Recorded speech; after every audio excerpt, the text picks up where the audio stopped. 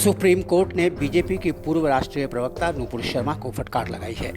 शुक्रवार को उनकी ही याचिका पर सुनवाई करते हुए सर्वोच्च न्यायालय ने नुपुर शर्मा को उदयपुर हत्याकांड के लिए जिम्मेदार ठहराया है और कहा है कि उनके बयान की वजह से पूरा देश खतरे में आ गया है। जस्टिस सूर्यकांत ने कहा, हमने देखा है कि वे बहस में किस तरह उत्तेजित हो गई, लेकिन उन्होंने जिस तरह ये सब कुछ कहा और बाद में कहा कि वे वकील हैं, ये शर्मनाक है। उन्होंने पूरे देश से माफ़ी मांगनी चाहिए। नुपुर शर्मा ने याचिका में आग्रह किया था कि उनसे जुड़े सारे मामले दिल्ली भेज दिए जाएं।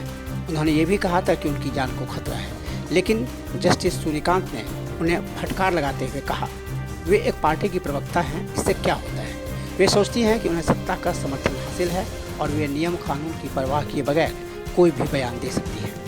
इस पर बीजेपी की इस नेता के वकील ने कहा कि नुपुर शर्मा तो टीवी बहस में सिर्फ एंकर के सवाल का जवाब दे रही थी। इस पर न्यायाधीश ने कहा कि ऐसे में उस शो के होस्ट पर भी मुकदमा चलाया जाना चाहिए। नुपुर शर्मा की वकील ने कहा कि ऐसे में तो नागरिकों को बोलने की आज़ादी ही नहीं रहेगी। इस पर जस्टिस सूर्यकांत ने कुछ तल्खी से कहा, लोकतंत्र में हर किसी को बोलने का हक है। लोकतंत्र में घास को उगने का अधिकार है तो गधे को घास चरने का भी हक है।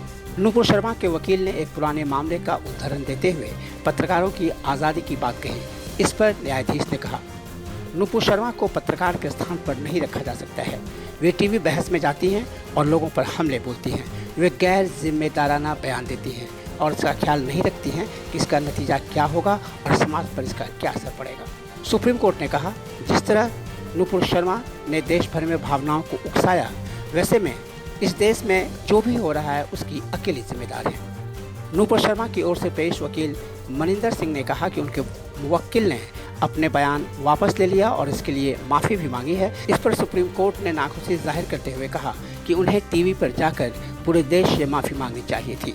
सुप्रीम कोर्ट ने नुपुर शर्मा के वकील से कहा, उन्होंने बहुत देर कर दी और उन्होंने सशर्त बयान वापस लिया है। उन्होंने कहा कि अगर किसी की भावनाएं आहत हुई हैं तो वे माफ़ी मांगती हैं। नुपुर शर्मा की वकील ने कहा कि उनके मुवक्किल को खतरा है। इस पर सुप्रीम कोर्ट के जज ने पूछा, उन्हें खतरा है या वे सुरक्षा के लिए खतरा बन गई हैं। जज ने यह भी कहा कि जब आप किसी के खिलाफ FIR दर्ज करती हैं तो उसे तुरंत गिरफ्तार कर लिया जाता है, लेकिन जब आपके खिलाफ FIR दर्ज होता है तो कोई आपको छू नहीं सकता है।